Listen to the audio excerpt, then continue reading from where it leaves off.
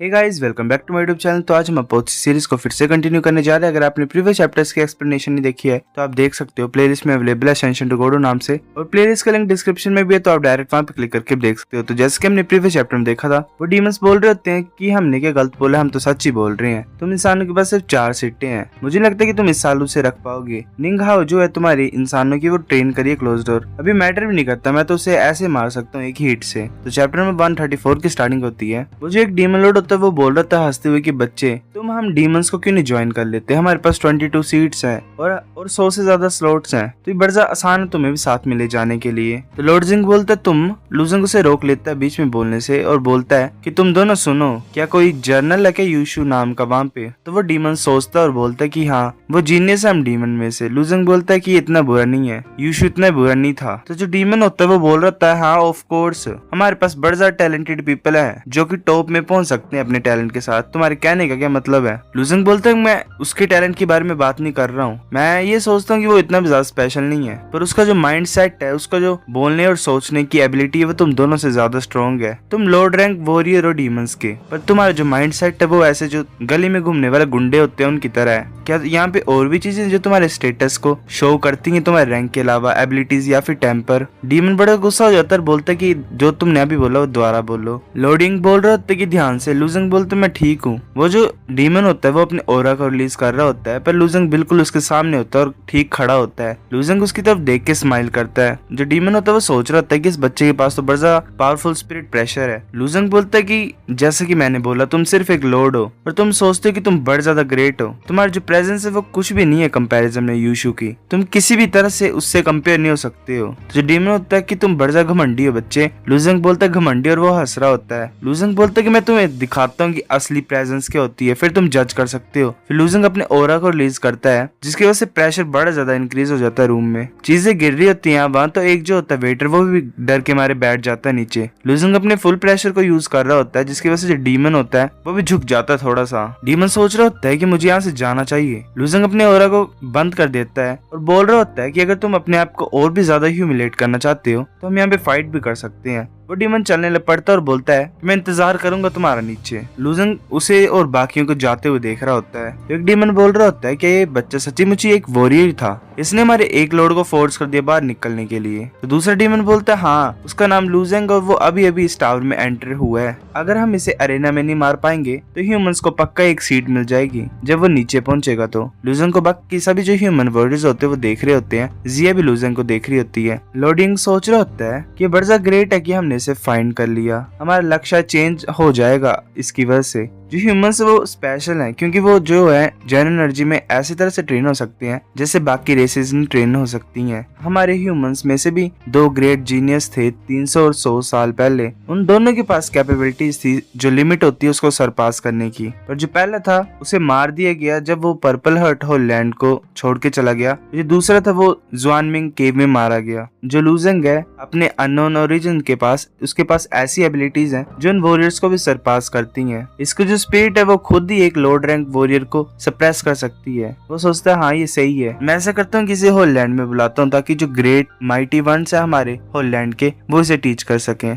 पर ये बुरी बात है कि हमारे जो होल लैंड के जीनियसेस हैं उनके पास भी ऐसा राइट नहीं है और ऐसा ट्रीटमेंट नहीं मिलता, और ये मेरे ऊपर नहीं है जो मैं डिसाइड कर सकता हूँ। लॉर्ड जिंग बोलता है कि तुम बड़ा ग्रेट हो, आज तुमने मेरी आंखें खोल दी हैं, पर ये बुरी बात है कि मेरे को एक इम्पोर्टेंट मैटर अटेंड करने के लिए तो मैं यहाँ से चलता हूँ अभी। अगर तुम्हारे पास टाइम होगा तो तुम कभी भी हमारे पर्पल हर्ट होल लैंड को विजिट कर सकते हो। लूजिंग बोलता है ठीक है, ध्यान रखना अपना। जिया लूजिंग की तरफ देख रही होती है। लूजिंग पीछे की तरफ देखता है जिया की तरफ। जिया आगे आ जाती है, बोलती है बोलो मुझे कि तुम मेरे नाम को नहीं जानते हो। लूजिंग बोलता है अच्छा तो वो है क्या तुम्हारा नाम असली में। वो चल पड़ती है और बोलती है कि मेरा नाम जिया शुआंग है, जिसका मतलब होता है समर फ्रोस्ट। मैं यही विश करता हूँ कि हम फ्यूचर में मिलेंगे। फिर हमें थोड़ी देर बाद का सीन दिखा देता है। लूजिंग ट्रेन कर रहा होता है, फिर वो अपने चैम्बर से बाहर आ जाता है और सोच रहा होता है कि 2 दिन हो गए मेरे बिना चैलेंज हुए, मैं यही होप करता हूँ कि आज मैं नेक्स्ट लेवल पे जा पाऊँ। जैसे लूजिंग जा रहा होता है अरेना की तरफ तो बाकी जो डीमंस होते हैं वो बोल रहे होते हैं कि लूजिंग यहाँ पे है। तो एक डीमन बोल रहा होता है क्या लूजिंग, फिर वो गिर जाता है नीचे। वो बोलता है कि अगर मैं जीत गया हूं तो मेरे को नीचे जाना चाहिए, तो दूसरा बोलता है कि मेरा वेट करो। लूजिंग एरिना में खड़ा हो जाता है और बोलता है कि किसकी हिम्मत है मेरे को चैलेंज करने की। कोई भी डीमन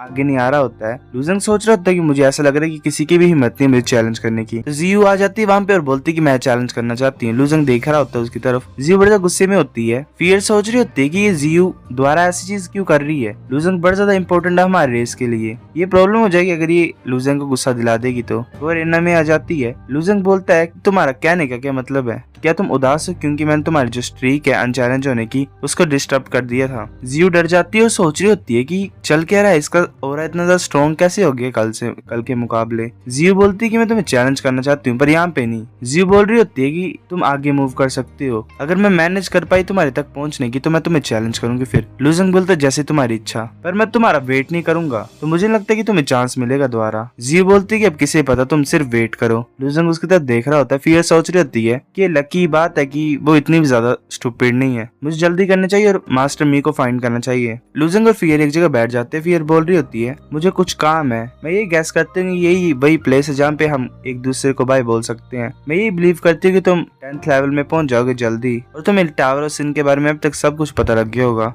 लूजिंग बोलता है ठीक है, शुक्रिया मेरे को गाइड करने के लिए, मैं ये होप करता हूँ कि हम दोबारा मिलेंगे। फिर हमें टावर ऑफ सिन का 3rd लेवल दिखा देता है। लूजिंग एक डीमन को पीट रहा होता है और वो हार जाता है डीमन, और लूजिंग जीत जाता है। डीमंस बोल रहे होते हैं कि अभी भी इसे कोई नहीं हरा पा रहा है, अगर ऐसे चलता रहा तो ह्यूमंस को अनदर सीट मिल जाएगी टावर में। तो दूसरा डीमन बोलता है कि ऐसा नहीं कर सकता, ये मैंने ऑलरेडी न्यूज सुन ली है। तो हमें 10th लेवल का सीन दिखा देता है डीमन गैदरिंग एरिया में, जहाँ पे डीमंस बैठे होते हैं। वहाँ पे यूशु बैठा होता है, तो वहाँ पे एक डीमन आ जाता है और बोल रहा होता है कि जो हायर अप्स है उन्होंने हमें बता दिया है, वो चाहते हैं कि हम एक सुसाइड वॉरियर को भेजें ताकि वो असैसिनेट कर सके लूजिंग को। यूशु बोलता है क्या असैसिनेट करने को बोल रहे हो तुम इसे। तो एक डीमन लॉर्ड होता है, वो बोल रहा होता है कि यूशु तुम बैठ जाओ पहले। यूशु बोल रहा होता है कि मैं इसे मार दूंगा जब वो 10th लेवल पे पहुंचेगा, तो तुम अभी क्यों से असैसिनेट करने लगे हो। तो एक और डीमन लॉर्ड बोलता है कि मुझे पता तुम कैसे फील कर रहे हो, पर ये ऑर्डर हायर अप से है और जो वो बच्चा है वो सिर्फ वॉरियर है, पर वो कैपेबल है एक लोड रैंक वॉरियर को भी प्रेशराइज करने के लिए। तुम्हें क्या लगता है तुम अभी भी मैच हो उससे, अगर वो ऐसे कंटिन्यू ग्रो होता रहा तो तुम्हें क्या लगता है तुम उसे डिफीट कर पाओगे। यूशु बोलता है कि मैं डेफिनेटली उसे डिफीट कर दूंगा। तो वो डीमन लॉर्ड बोलता है कि मैं बिलीव करता तुम्हें, पर अभी इसका कोई यूज नहीं है। लूजिंग को हमें पक्का असैसिनेट करना पड़ेगा नाइटकिन सुसाइड वॉरियर को यूज करके। यूशु बोलता है क्या नाइटकिन। तो दूसरा लॉर्ड भी बोल रहा होता है क्या नाइटकिन वॉरियर है। तो फिर हमें बताया जाता है कि जो नाइटकिन होता है वो नंबर 6 रेस है इस कॉन्टिनेंट में। वो रेस जो है वो डार्कनेस में रहती है, नाइट में निकलते हैं। वो रेस इतनी भी ज्यादा स्ट्रॉन्ग नहीं है हेड टू हेड फाइट करने के लिए सामने सामने, पर वो नेचुरली असैसिन्स हैं और जो कि किसी भी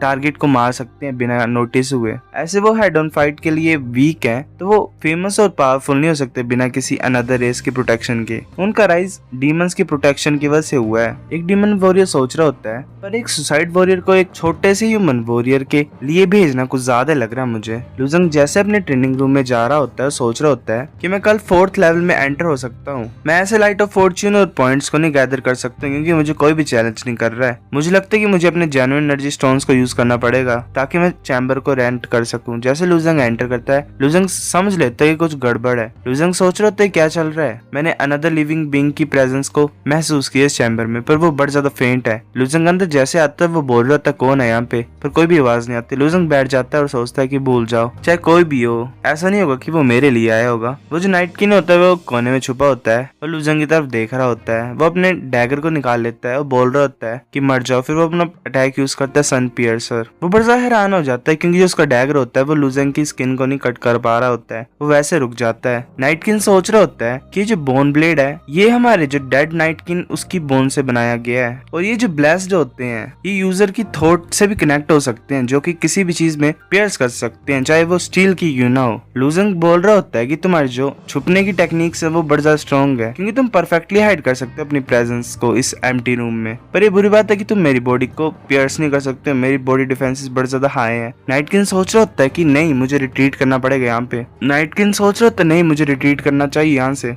और वो पीछे की तरफ मूव कर रहा होता है। सो गाइस चैप्टर नंबर 134 इतना था। अगर आपको वीडियो पसंद आए तो लाइक करो, नहीं भी आई फिर भी लाइक कर दो, शेयर करो हम दोस्त साथ, कमेंट करके बता अगर आपको वीडियो कैसी लगी, सब्सक्राइब करो। तब तक के लिए बाय।